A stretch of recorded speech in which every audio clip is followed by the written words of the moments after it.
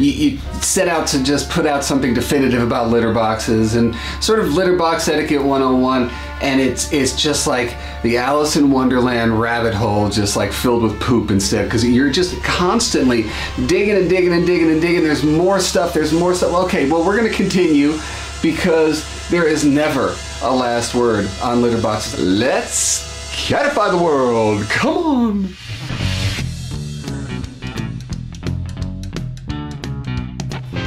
So the last time we were talking about really litter box 101, things you may not have known about the way your cat sees their territory vis-a-vis their litter boxes, and what you can do to help secure their territory, make it more appropriate for them to use a litter box, and at the end of the day, make you happy. Let's have some general rules on board here. Number one, that old adage is actually right. If you have 2 cats, you want 2 boxes plus 1, 3 boxes. 3 cats, 4 boxes, 1 cat, 2 boxes. That makes sure that the cats can territorially identify the entire home. So put those boxes out. That leads me to the next thing. Put them out. I don't want to see you saying to me, I have 3 litter boxes, Jackson, just like you said, and all 3 of those boxes are side by side in a corner in the garage. You have to put them in places that are, don't kill me, socially important places. How many people have said this? Cats want privacy. So you're saying that your cat wants to go into a cabinet that's disguised as a litter box. That's ridiculous. If your cat had it her way, she would be outside pooping and peeing in a bush right outside your door to mark that territory. She doesn't need privacy. You do. You don't want to be taking a look at your cat peeing and pooping around the house. And what happens then? You'll put them in the mudroom. You'll put them behind the washing machine. You'll put them, under the car in the garage. You'll put them where you don't have to look at them. And folks, I am telling you, if you want to solve litter box problems in your home, make the opposite choice that your aesthetic is telling you to make.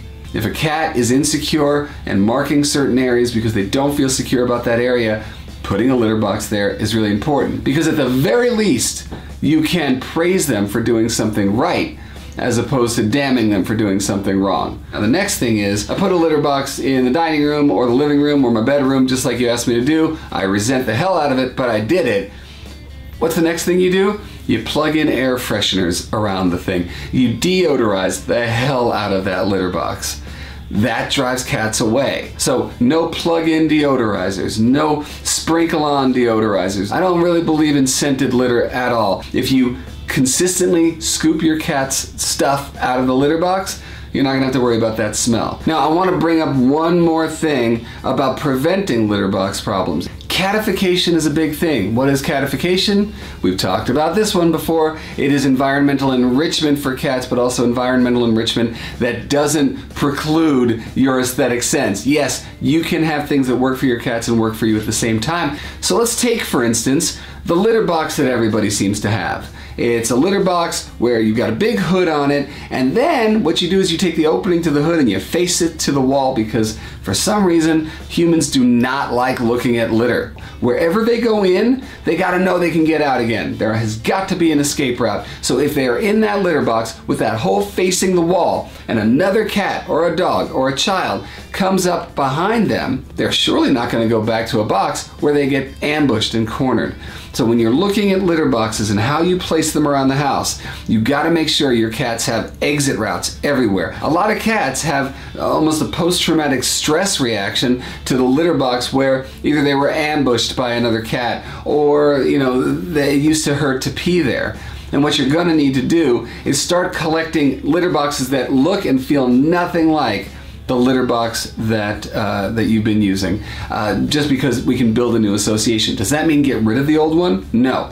It means add another one. If you have a big, square, deep box, you go for something very shallow, something round, a different type of litter altogether. and you put it around the house. Let them choose where I want to go, what kind of litter I prefer, what's the depth I like, and then you can slowly start replacing the boxes that were offensive to your cat to begin with. There's so much more to talk about, but here's the exciting part. I don't think there's any way we can encapsulate this all in me just talking to a camera and talking to you through my camera. I think it's time to bring you into it. So the next time we have a Google Hangout, which is coming up really soon, we're going to take the questions that most are asking, and I know I'm missing something, and you're gonna fill me in on what I'm missing. So down in the comments section below, start writing your questions for me. I want them to be general. I don't want to hear, I have a cat who ... because the question's gonna be this long, and I gotta tell you folks, it's not going to get read. I want to have questions that everybody can relate to, and I will try to answer them all.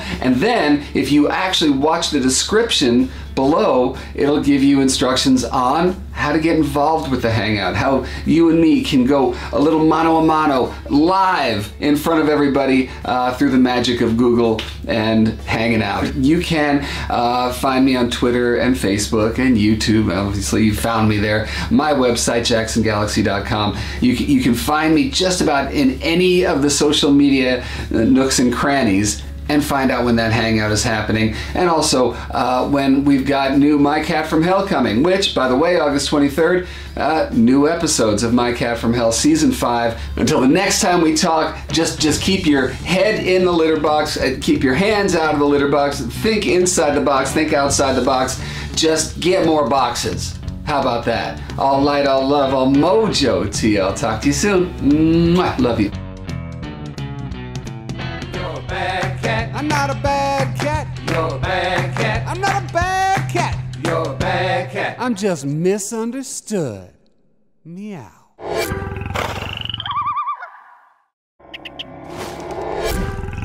You set out to just put out something definitive about litter boxes and sort of litter box etiquette 101, and it's just like the Alice in Wonderland rabbit hole, just like filled with poop instead, because you're just constantly digging and digging and digging and digging. There's more stuff, there's more stuff. Okay, well, we're gonna continue because there is never a last word on litter boxes. Let's catify the world, come on.